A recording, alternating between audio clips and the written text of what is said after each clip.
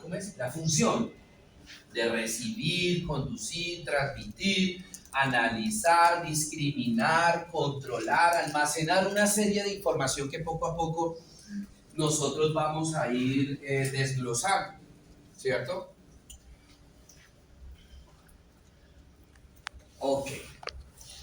El sistema nervioso lo vamos a dividir en dos. En el colegio a nosotros nos enseñaron que estaba el sistema nervioso central y el sistema nervioso periférico. Ya no lo vamos a llamar así. El sistema nervioso central ahora recibe el nombre de neuroeje y el sistema nervioso periférico ahora lo vamos a llamar periférico. Hablemos primero del neuroeje. Neuroeje, pues son todos los órganos nerviosos que me van a formar el eje de ese gran sistema nervioso. ¿Cuáles son esos órganos? Primero que todo, el encéfalo, la médula espinal, los circuitos ventriculares y las meninges, ¿cierto? Encéfalo, médula espinal, circuitos ventriculares y meninges. El encéfalo está ubicado en la parte superior del sistema nervioso, está metido dentro del cráneo, ese encéfalo. Y ahorita vamos a ver que ese encéfalo a su vez se va a dividir en diferentes partes. La médula espinal corresponde a la parte inferior del sistema nervioso y está localizado dentro de la columna vertebral. Los circuitos ventriculares son una serie de espacios en cuyo interior van a estar unas células, ahorita hablamos de ellos, unas células que van a producir un líquido que recibe el nombre de líquido cefalorraquídeo, y finalmente las meninges. Entonces, las meninges son unas membranas que van a estar recubriendo todos los órganos del sistema nervioso.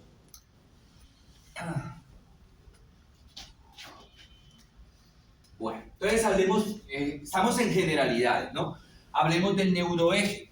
Entonces, el neuroeje está constituido. Esto es lo que está por dentro del cráneo.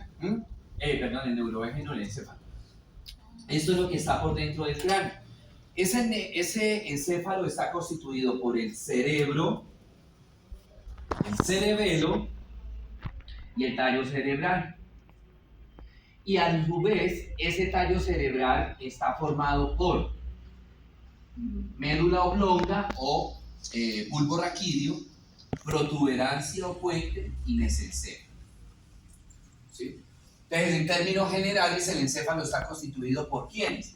Está constituido el encéfalo por cerebro, cerebelo, mesencéfalo, protuberancia y bulbo raquídeo. ¿Correcto? Acá tenemos el encéfalo, parte del encéfalo y la médula espinal. Acá está la médula espinal dentro de la vértebra. Acá está el encéfalo y dentro de este encéfalo está el cerebro, el cerebelo y el tallo cerebral. Y ese tallo cerebral está formado por mesencéfalo, protuberancia o puente y bulbo raquídeo o médula oblonga.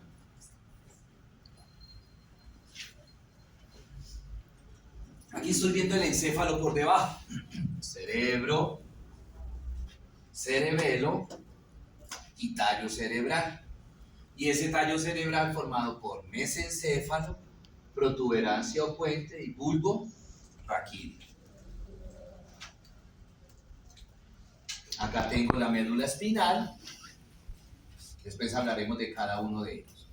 Los otros dos elementos que me forman el neuroeje, dijimos que eran los circuitos ventriculares y las meninges.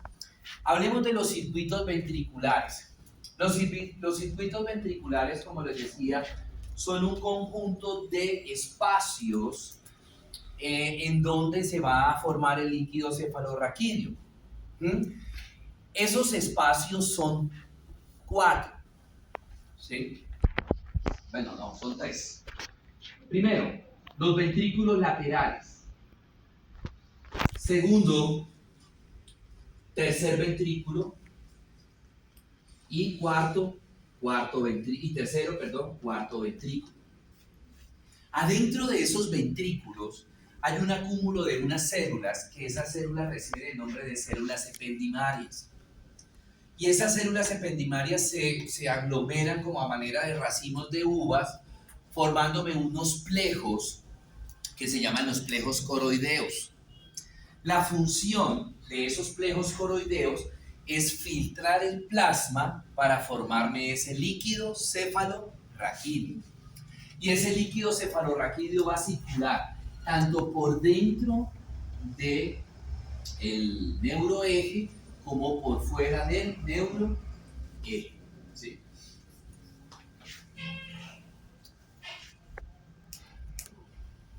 Acá. Entonces tenemos ventrículos laterales, tercer ventrículo y cuarto ventrículo. ¿Sí? Entonces, cada uno de esos ventrículos está interconectados para que el líquido cefalorraquídeo que se está produciendo en un lado pase, el líquido cefalorraquídeo que está produciéndose en el ventrículos laterales pase y se una con el líquido cefalorraquídeo que se está produciendo en el tercer ventrículo y así sucesivamente. ¿Sí? Perdón, un tricitico que el lado me está escribiendo una cosita. Esto que ustedes ven en rojito, en los ventrículos laterales, en el tercer ventrículo y en el cuarto ventrículo, son los plejos coroideos, que son los que me van a formar el líquido cefalorraquídeo.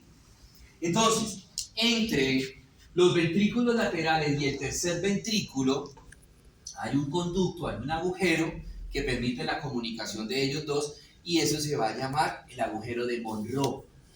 ¿Sí? Agujero de Monroe. O interventricular. Interventricular. Entre el tercer ventrículo y el cuarto ventrículo hay otro agujero, ¿sí? Que se llama acueducto de Silvio o acueducto cerebral. Traten de no usar los epónimos. Les doy los epónimos, Monroe, Silvio, para que si lean, porque todavía están hablando de esos, ¿no? Muy bien, entonces acueducto cerebral me comunica el tercero con el cuarto ventrículo. Y en el cuarto ventrículo hay tres orificios, uno central y dos laterales. El orificio central se llama agujero de Luschka o ependimario y los dos laterales se llaman Magendie o agujeros laterales. ¿Sí? Entonces, a través de esos agujeros de Luschka, que es este, sale el líquido cefalorraquídeo que va a ir por toda la parte central de la médula espinal. Y a través de Magendie sale el líquido cefalorraquídeo para irse por toda la parte exterior del neuroeje. ¿Sí? Bueno. Muy bien. Y finalmente tenemos las membranas, que son las meninges, se llaman así. Esas meninges, al igual que el líquido cefalorraquídeo, tienen la función de proteger. Nosotros tenemos dos tipos de membranas, es decir, tenemos dos tipos de meninges.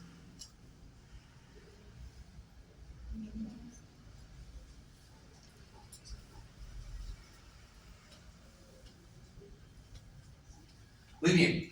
El primer tipo de membrana se llama paquimeninge. ¿Alguien sabe qué significa el prefijo paqui? Paqui. ¿Ustedes conocen un paquidermo? ¿Quién dijo no?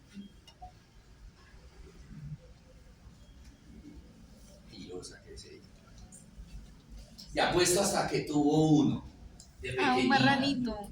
De los que están en la tierra. ¿Cómo? Un marranito de esos que están en la tierra. No. No.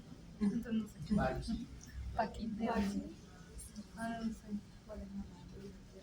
Los... Esos chiquiticos negros. Andrés. Están en la tierra. Que se enrollan. Que se enrollan. Ella me hizo reclamo, profe, usted ya no me llama. Pero Andrés. no son. ¿Usted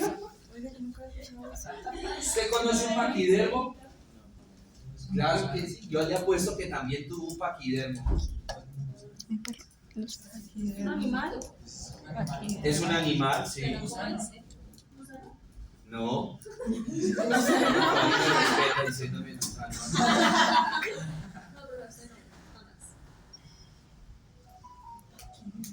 Es más, yo creo que usted hasta a más de una de sus novias le ha regalado un paquidermo? Un perro. Vamos a ver. Oso. Ah, un oso. No. No, porque es un animal. ¿Y qué? Eso es un ¿Un piojo? No. ¿Quién regala un piojo? Usted es el único que agarra sabiendo que tiene piojos y le dice a la novia, ven, juntamos cabeza con cabeza, pechito con pechito y ombligo con ombligo. Sí, es antirromántico este verdad. ¿Un conejo? No, Tampoco. ¿Un pájaro? ya dijimos que no. Entonces, No, no, es un estos son animal. felinos. Sí, suena harto, pero... ¡Un elefante! ¿Qué? O sea, extraño. Tu novio es muy tacaño. Pero todos Exacto. Un elefante, un rinoceronte y un hipopótamo. Son paquidermos. ¿Y qué característica tiene? ¿Dermo qué significa? Piel. ¿Es qué característica tiene la piel de esos tres animalitos? ¿Que son iguales? ¿Es que? Gruesa. Entonces, ¿qué significará paquimeninge? La meninge gruesa. Una meninge gruesa.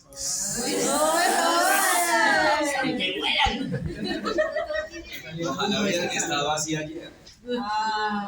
Esa meninge gruesa, hasta ahí le llegó la felicidad.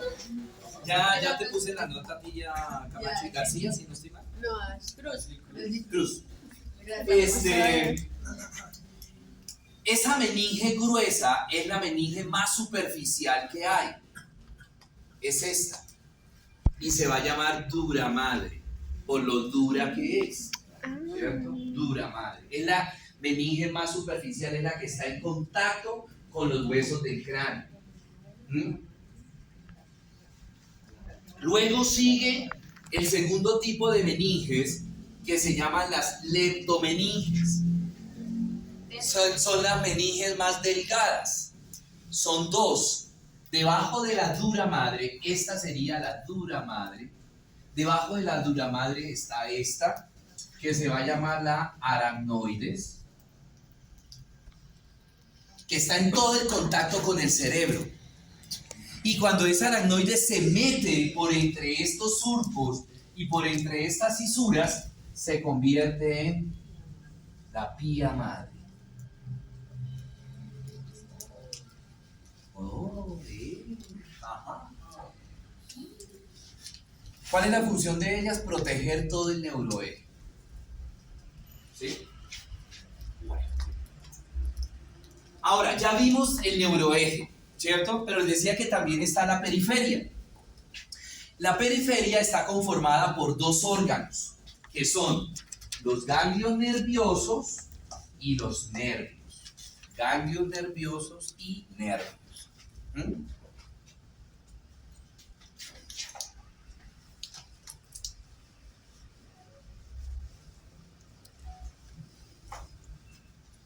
Bueno, muy bien. Muy bien. No soy procediendo, sí, joder. Bueno, listo. Pasemos ahora a la parte estructural del sistema nervioso. Hoy vamos a ver solamente las generalidades. Muy bien. El sistema nervioso está constituido por dos tipos de células. Perdón, un momentico.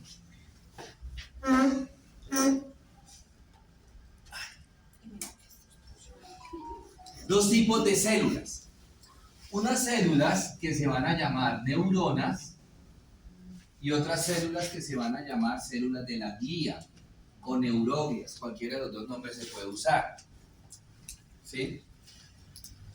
Las neuronas pues son las encargadas de la parte funcional, es decir, son las encargadas a través de las cuales se reciben impulsos, se transportan, se conducen, ¿sí? Esos impulsos, se transporta una respuesta, ¿verdad? Y las células de la glía son las que le van a dar soporte o sostén a estas neuronas. Las células de la glía pueden ser microglias, astroglias, oligodendroglias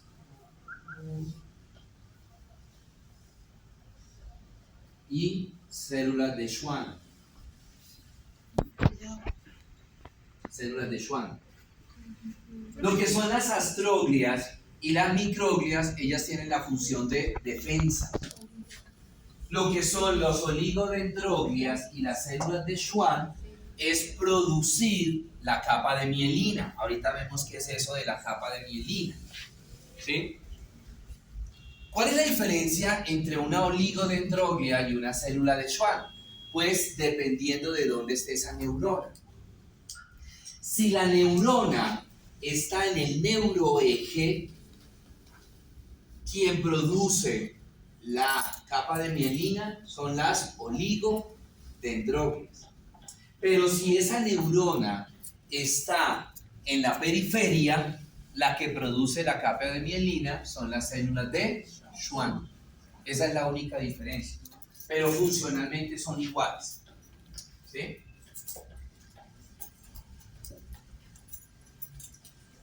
Veamos cómo es una neurona.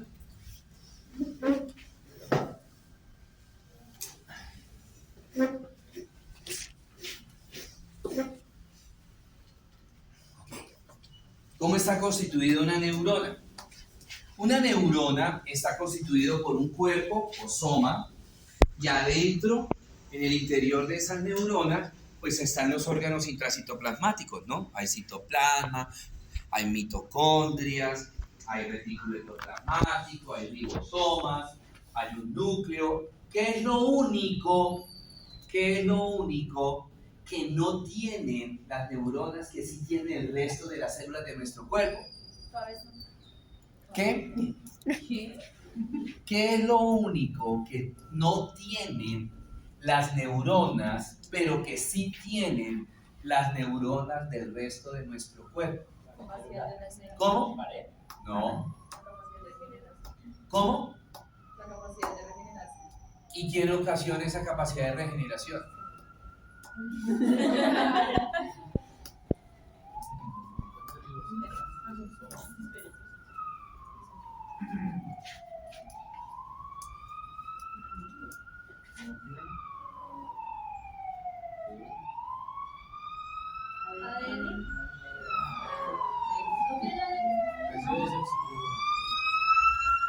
Las neuronas no tienen ADN, por eso no se regeneran.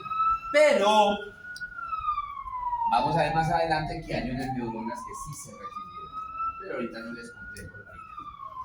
Bueno, muy bien. ¿Qué más tiene la neurona? Tiene unas prolongaciones pequeñas que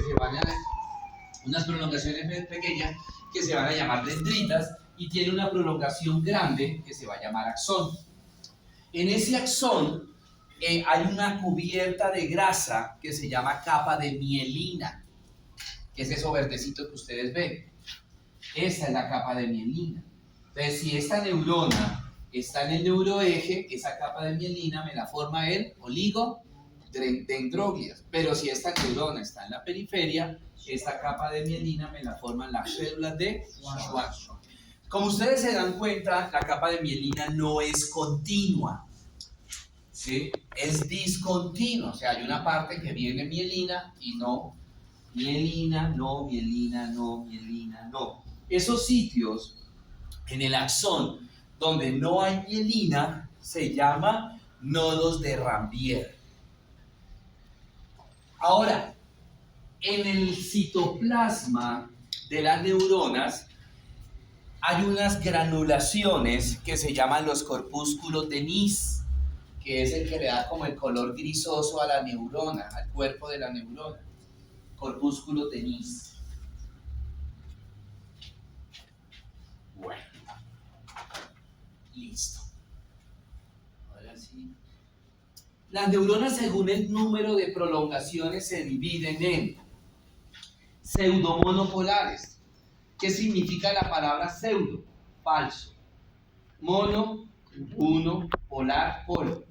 La pseudomonopolar Quiere decir que aparentemente tanto el axón como la dendrita nacieran de un mismo polo, pero tan pronto nace el axón y la dendrita, inmediatamente se ramifican. Estas son las neuronas más escasas en nuestro cuerpo. ¿Mm? Luego tenemos las neuronas bipolares, pero esa bipolaridad no es por el trastorno psiquiátrico, ¿no? Sino porque tienen dos polos, es decir, un axón nace de una parte del cuerpo de la neurona y el otro polo, el otro axón, nace de otra parte del cuerpo de la neurona. Y finalmente tenemos las multipolares, ¿sí? Que son las neuronas más abundantes de nuestro cuerpo. Bueno. Ahora, finalmente veamos la función de esas neuronas. Entonces, por favor, ¿compartieron las imágenes que tomaron ayer? Vamos a mirar esas imágenes.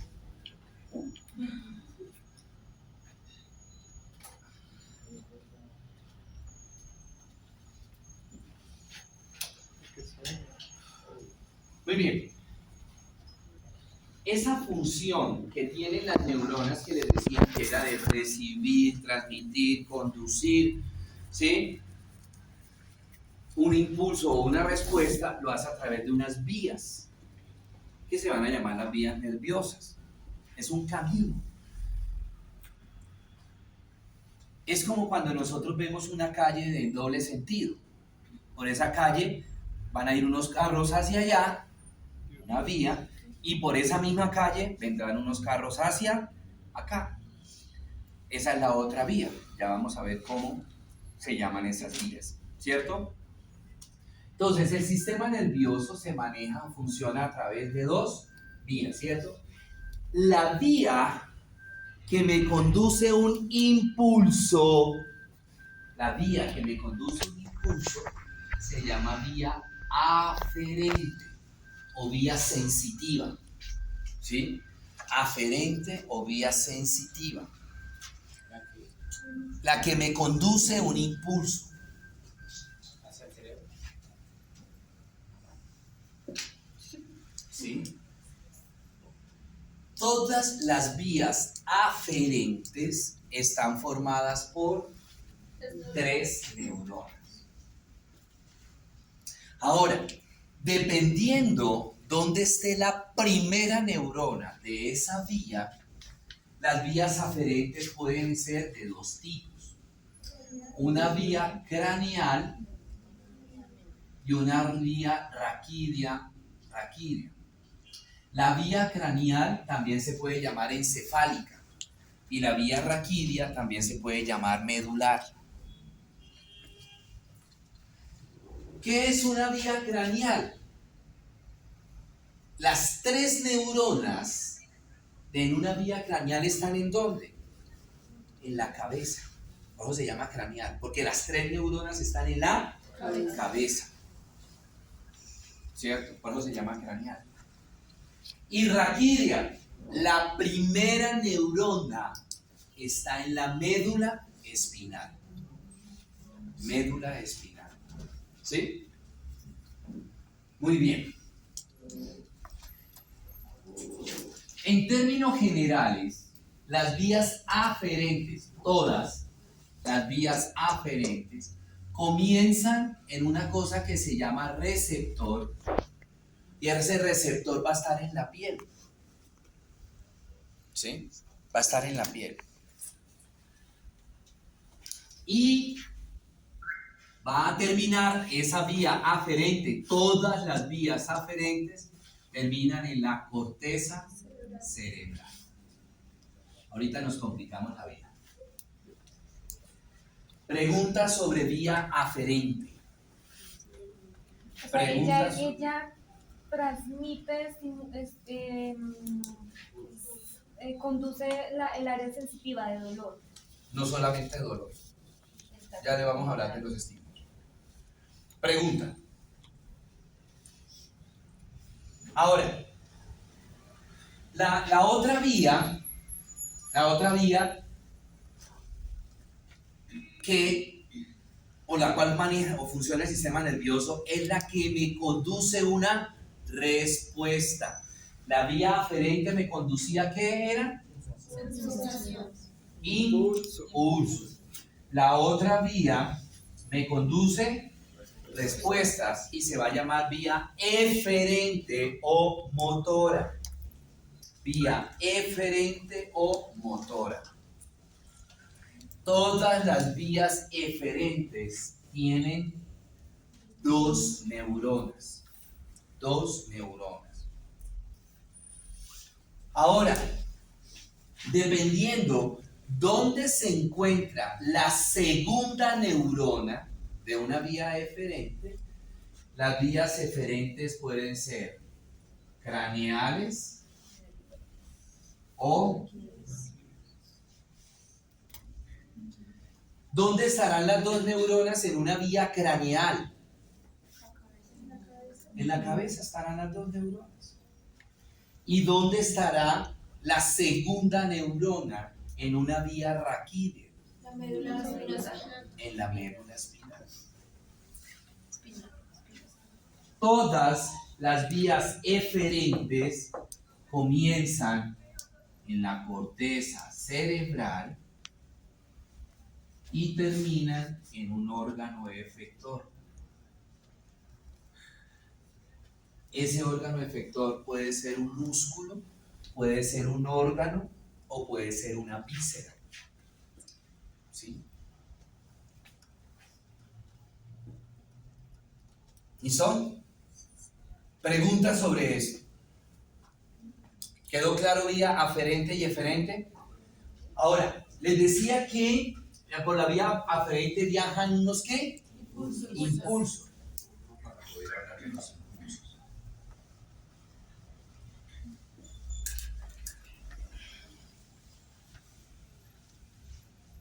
¿Qué otro nombre recibía la vía aferente? Sensitiva, o sea que conducen sensaciones. ¿Sí? Entonces los impulsos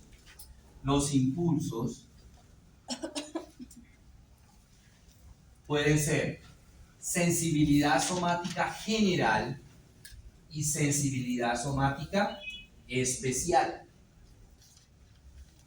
Sensibilidad somática general es la que se puede recibir en todo el cuerpo, general, en todo el cuerpo. ¿Cuáles son esos impulsos que corresponden a la sensibilidad somática general? De la somática. Tacto, presión, dolor, temperatura, propiocepción.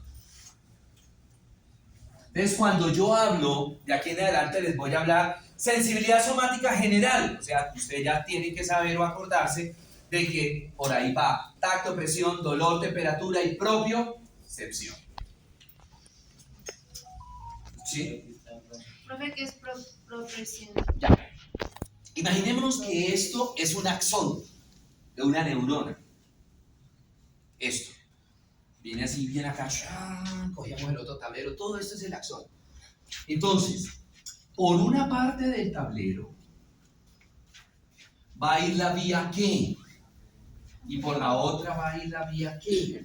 O sea, dentro del mismo nervio, este es un nervio, por una parte irá la vía aferente y por la otra parte irá la vía eferente. ¿Sí? Ahora, imaginémonos que la vía aferente es una calle con 3 carriles. Una calle con 3 carriles. Imaginémonos la autopista norte, de Héroes hasta el portal, aferencia. Del portal a Héroes, eferencia. Vámonos por la aferencia. Esta autopista tiene ¿cuántos carriles? Pero van a pasar 5 carros. Van a pasar 5 carros por 3 carriles. Pues si estamos en Perratoncolombia, los carros van por todos los carriles, ¿cierto? Pero digamos que somos un país civilizado y que tenemos cultura vial. Entonces, ¿qué tienen que hacer esos carros? Si solamente son 3 carriles y 5 carros, ¿qué tienen que hacer los carros? Compartir vía. Compartir vía. Entonces, ¿qué pasa? Que por un carril van a viajar el carro de tacto y de presión.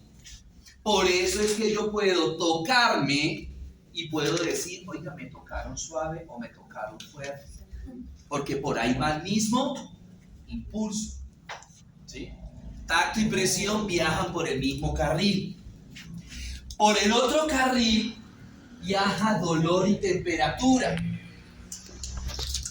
Para corroborar si es verdad eso, que por ese carril, único carril, viaja el dolor y la temperatura, ahorita que lleguen a la casa, metan el dedo a la candela. ¿La candela qué es? Temperatura. ¿Y será que hay? Dolor. ¿Cierto? Y el carril exclusivo de Transmilenio viaja propiocepción. ¿Qué significa propiocepción? La percepción que tengo de mi cuerpo. ¿Sí? La percepción que tengo de mi cuerpo. Por ejemplo, cómo estoy sentado. Por ejemplo, que cuando estábamos pequeños, que los papitos se enorgullecían cuando le decían a ustedes, muéstrenme los ojitos de usted. Las orejas. Percepción que tengo de mi cuerpo. Que si yo les digo a ustedes, levanten la mano derecha, pues no van a levantar la izquierda, sino la derecha, porque sé dónde queda, tengo la percepción de qué es mano y dónde queda la lateralidad derecha. Esa es la propiocepción. ¿Listo? Ahora, ¿qué es la sensibilidad somática especial? Son las que me dan los sentidos: visión, audición, olfato y gusto. Ellos viajan por otra vía, ellos tienen su propia vía. La visión tiene su propia vía, la visión, ¿sí? La visión no viaja por la sensibilidad somática general. O sea, ¿sí? Así todo, ¿cómo era? Como la Mariquis. O sea, yo visión viajar por la misma vía, pues que del 10º parte sea, ¿sí? Ellos tienen su propia vía.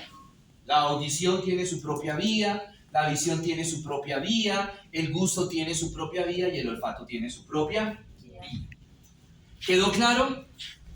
Bueno, entonces ya entendimos todo eso.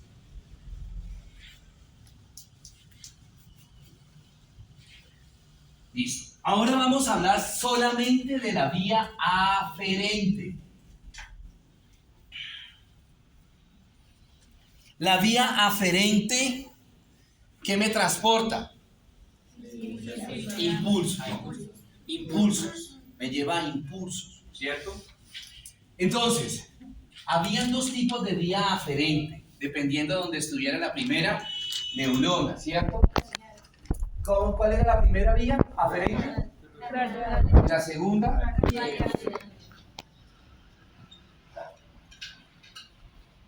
Entonces, vamos a meterle un poquito de complejidad a esto. Pero son un quiz. Para allá la gema entrante, sí nos vamos a volgar. Listo.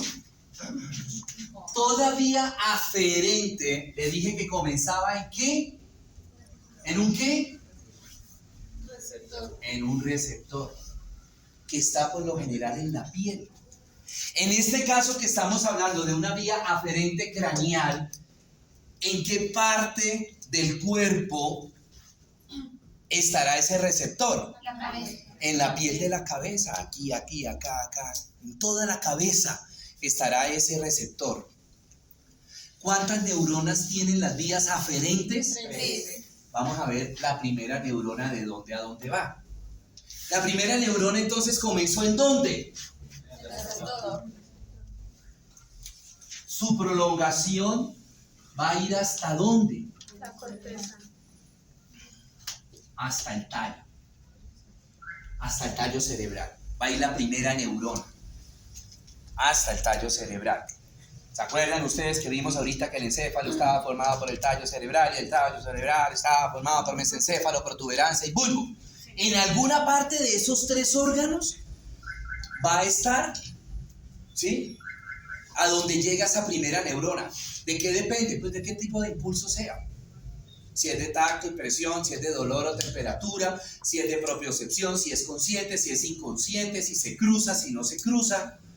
Eso después vemos el bochinche. ¿Sí? Entonces, en todas las vías aferentes craneales, la primera neurona llega ¿a dónde? Al tallo cerebral. Ahorita no me importa a qué parte, sea el mesencéfalo, sea la protuberancia o sea el bulbo. Llega al tallo cerebral. ¿Qué hace allá la primera neurona? En el tallo cerebral, ¿qué hizo la primera neurona? Primera neurona, ¿qué hace? ¿Cómo? Digamos que la palabra no es que se una, porque las neuronas no se unen. Las neuronas son contiguas, mas no continuas. ¿Qué significa continua? Vengan ustedes, por favor.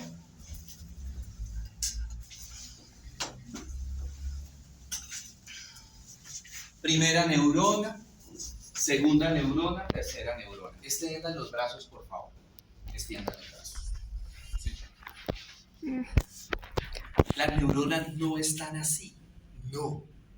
Las neuronas están así. No se unen. Hay un espacio entre ellas. Eso se llama contigua. Primera neurona. Aquí llegó y eso se llama sinapsis. ¿Sí? Se llama sinapsis. Segunda neurona ella y tercera neurona. ¿Y aquí estaría quién? La desobediente. La corteza cerebral. Y aquí en la pared, aquí la manito de ella que está pegada a la pared, estará quién? El receptor. Ya se puede citar, gracias. Que dependiendo, hay receptores para la temperatura, que se llaman termorreceptores. Hay receptores para el dolor, que se llaman nociceptores. Hay temperaturas para la presión, presorreceptores. ¿Sí? Para cada tipo de impulso que vimos, hay un receptor específico, ¿verdad?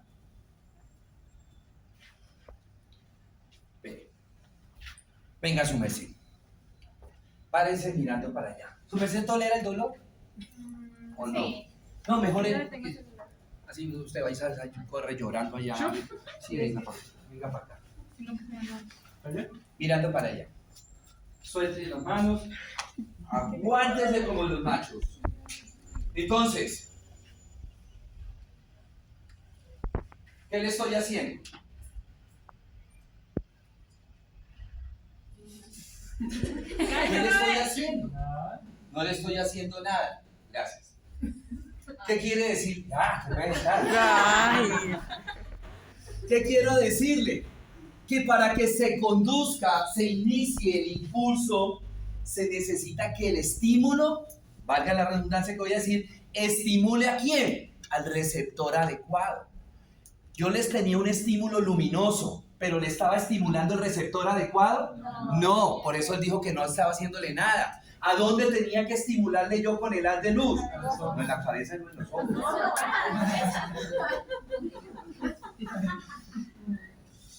No falta quien tenga por ahí su desviación ahí neurológica. ¿Sí? Yo le puedo colocar a ustedes en la mano un dulce. ¿Ustedes me pueden decir si está rico o feo? No, porque no estoy estimulando el receptor adecuado. Que tiene que ser ¿dónde? En la boca, que están los receptores para el sabor. ¿Sí? Entonces tengo que estimular, el estímulo, valga la redundancia, tiene que estimular el receptor adecuado. ¿Listo? Entonces llegó la primera neurona. ¿Llegó a dónde? Al tallo cerebral. Allá hace sinapsis con la segunda neurona. ¿Dónde comienza entonces la segunda neurona? En el tallo cerebral. Y esa segunda neurona sube hasta el cerebro,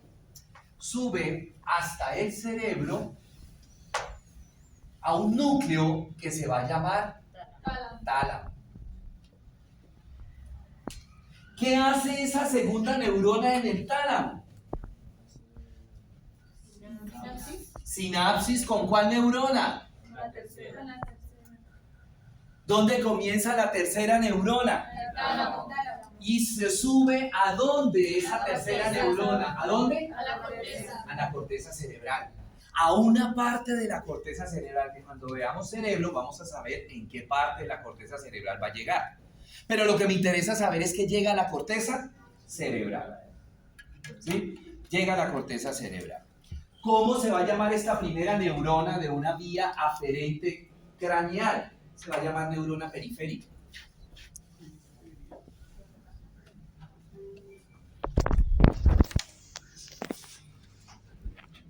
La segunda neurona, tallo talámica. Me está diciendo de dónde a dónde va. La tercera neurona, tálamo cortical.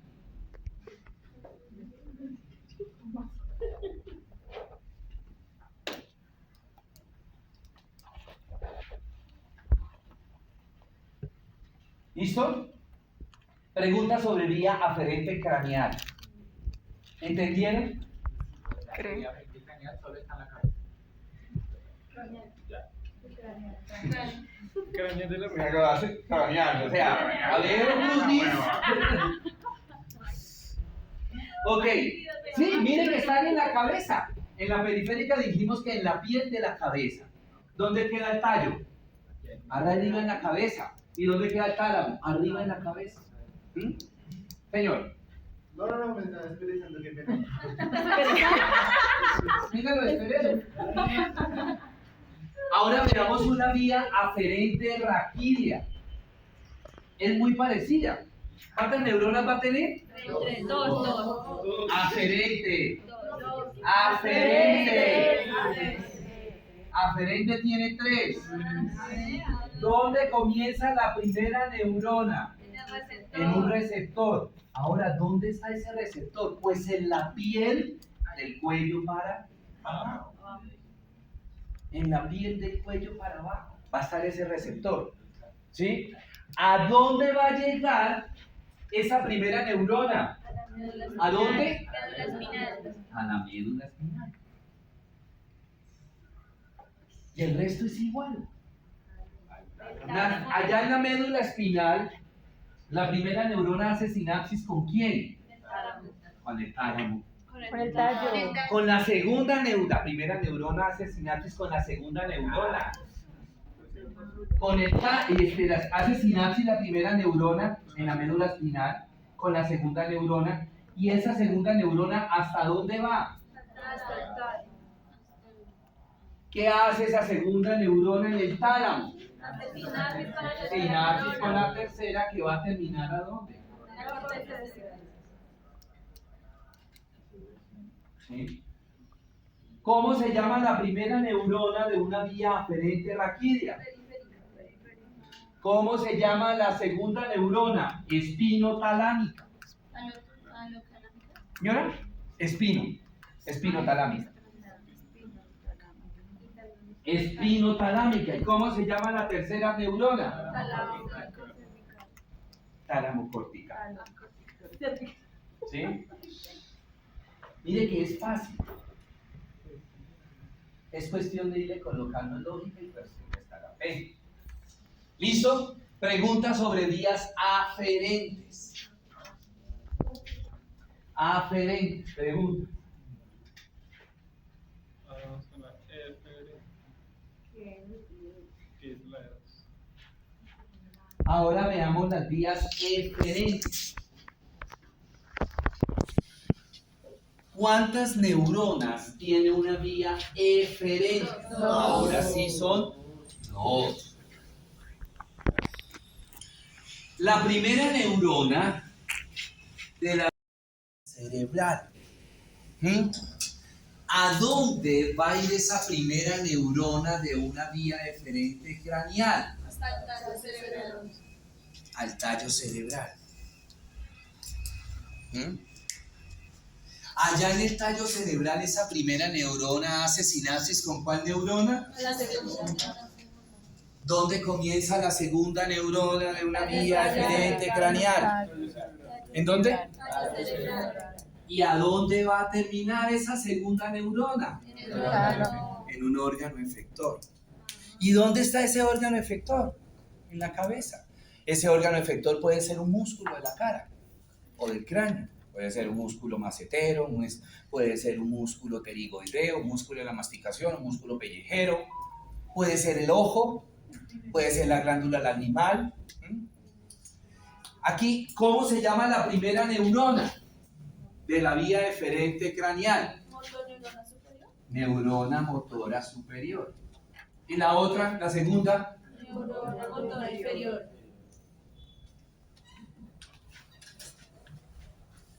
ahora, la vía raquídea sí, igual, parecía. ¿Dónde va a comenzar la vía eferente raquídea? La corteza cerebral. En la corteza cerebral. ¿Y a dónde va a llegar? Médula espinal. A la médula espinal. Y el órgano. Allá en la médula espinal, ¿qué hace esa primera neurona? Signa la segunda neurona y de la Y ese órgano efector puede ser un músculo del cuello, del tórax, del raquis, de la extremidad superior, extremidad inferior. Puede ser un órgano, llámese corazón, llámese tiroides, llámese hígado, llámese vaso, ¿sí? Llámese vejiga. ¿Y cómo se va a llamar la primera neurona? motora superior. ¿Y la segunda? Motora inferior. Eso me da pie para qué, porque ustedes en neuro lo van a ver y no se les olvide eso, de manejar las vías. ¿Por qué? Porque ustedes van a entrar a neurocirugías y van a entender entonces por qué, y lo vamos a ver más adelante, porque una persona, si se le lesiona un nervio, no siente o siente poquito. ¿Sí? Eso, ¿listo? Bueno, preguntas, dudas, inquietudes. ¿Any question? Bueno, dejemos hasta ahí. Señora.